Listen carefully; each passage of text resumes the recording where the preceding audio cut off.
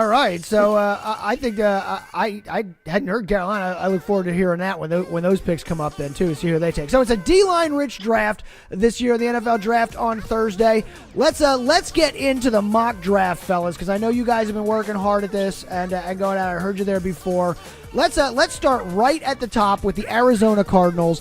Now they had the top pick last year where they landed Josh Rosen, who they promptly wasted this season on, and then they got the number 1 pick again this year in the draft. And the talk is that their new coach is all about the quarterback. Do you guys see it going this way? Is it this predictable? I mean, I do. I mean, Cliff Kingsbury, he's run a very particular offense, and he needs certain guys to fit his system, preferably guys that are mobile and accurate. You've had guys like Patrick Mahomes in the past, Johnny Manziel, both guys that were very mobile and was very accurate, short to intermediate range. So I think Kyler Murray will fit his system a lot better than Josh Rosen will. So for that reason only, and the GM, Steve Keim, he's under a lot of pressure too. So you hired the coach. I think you need to get a coach what he needs to be successful. So I think they're going to draft Kyler Murray with that first pick. Exactly that reason. Scheme fit. I don't think it's about the best player. I don't think Kyler Murray is the best player in this draft.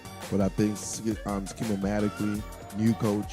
It's just the model. New coach, new quarterback. That's just what you do. That's going to dictate your success or not. So I agree with Kyler Murray being the first pick. And Kyler Murray, he impressed at the end of the season, won the Heisman, and then on all his draft days and his combines, really showed out that he people seem to think he can play. Is he a guy that you guys think deserves this number 1 spot, deserves this all this hype as a quarterback? Is he the next Russell Wilson, or is he the next RG3? You know what I mean? Is this a guy that is gonna get to the NFL and not be able to translate, or do you guys think he's gonna make it happen in the NFL? Well, personally, I think now that the NFL, these teams are running a lot more college scheme offenses, a lot more of these run pass options, and a lot more motion. And a lot more shotgun as well. So I think that the NFL is trending more towards the college game. So I think he can be a good quarterback. I think he'll have a better career than RG3. I personally believe that. I'm not saying he's going to be a Hall of Famer or anything like that, but I think given how easy it is to complete passes in this NFL, I think he'll be successful.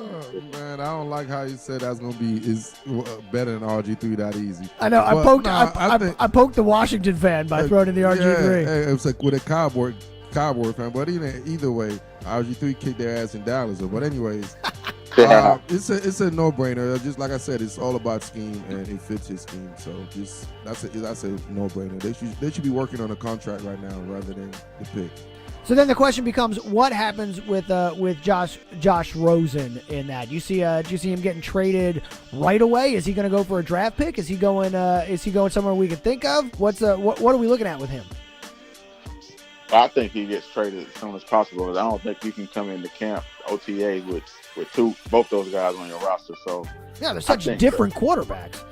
Yeah, and that would just put them both in an awkward position, and I don't think they want to come into the camp with that. So I think they're going to trade them as soon as possible, probably on draft night.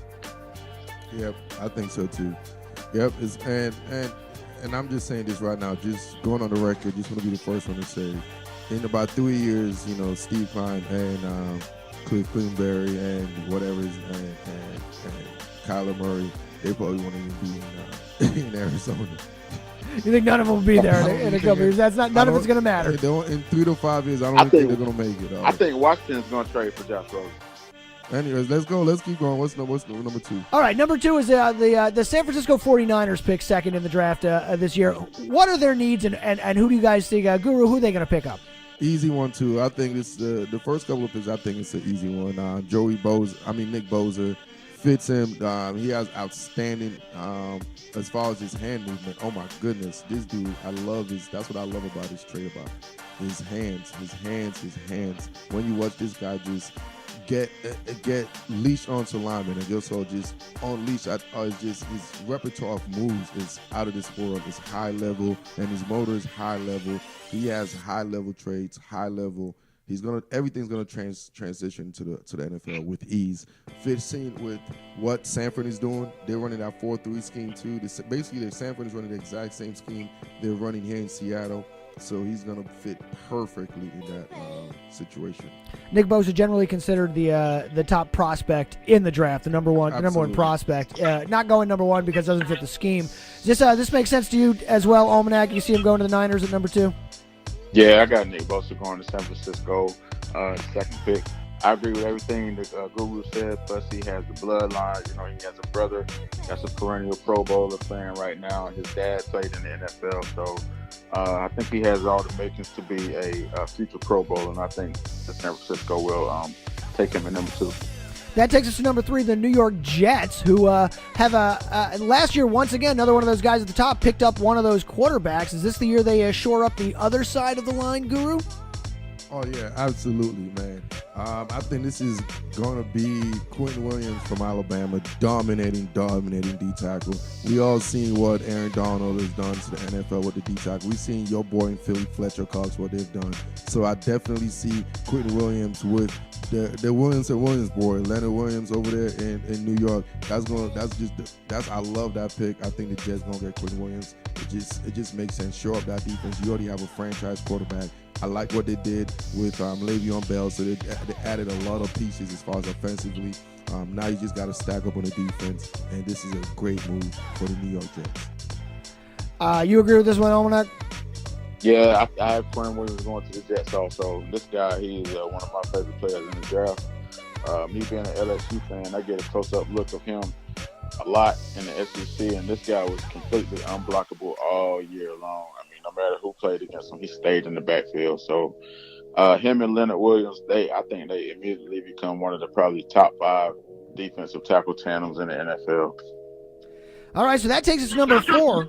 One of those hot seat coaches we were talking about, one of those high pressure guys, John Gruden and the Oakland Raiders at number 4. Guru, you're shaking your head here. Why? He's not in a hot seat, man. They gave him 10 years, man, $100 million, man. You talking about hot seat, man? He's chilling, man. He's not in no. That's true. You know what? That's 100%. He's not losing that job. At least not till they get to Vegas in a minute. Man, if they do, for 10, man, he's gonna get paid for 8 years doing nothing. Oh yeah, he's like, I dare y'all to find me. I double, triple dare y'all, man. Look, man, Gruden owns. But this is a high-pressure situation for them. Oakland, it's their last year in Oakland. They're building to go to Vegas. This is John Gruden paying off this giant contract. There's pressure here in Oakland. Who is Oakland take at number 4? Well, I have him taking Josh Allen, the outside linebacker / defensive end from Kentucky. He led the SEC in sacks. He's a elite pass rusher. He also plays the run well. I think they go and try to get Khalil Mack's replacement to get some pressure on the quarterback. The Raiders finished dead last season in sacks. They only had 13 sacks for the whole year, which is pathetic. So I think they'll take Josh Allen with the number 4 pick. Josh Allen with the number 4 pick going to the Oakland Raiders. All right, so that takes us to the number 5 pick is the Tampa Bay Buccaneers, who always seem to be picking somewhere around the top of the draft. They're like perpetually in the top 10 up there. Guru, who are the Bucs taking this year? Whose career are they going to ruin? Oh man, get out of here, man! The Bucs just lost a Bayou Tiger linebacker. And I feel like they like to dip back into another Bayou Tiger linebacker. I see Devin White with the new coach coming out there. And what's my man's name? The cool G. What's his name? Almanac, man. I just love Bruce Arians. Bruce Arians. Yeah, with Bruce Arians taking over there and bringing his guys back from the former Jets head coach back as a D coordinator. He's gonna play like that Deion Buchanan type role. So I'm going with LSU Bayou, Devin White. This is your pick as well here, Almanac. Yeah, I agree. This is my favorite player in the whole draft. I'm part biased. I'm an LSU fan, but this kid he's like a culture changer. You see, like Jamal Adams last year or 2 years ago, he got drafted to change the culture in that New York Jets locker room. I think Devin White will immediately step in and be one of the leaders on the defense, and I think he will start to change the culture in Tampa Bay on the side on the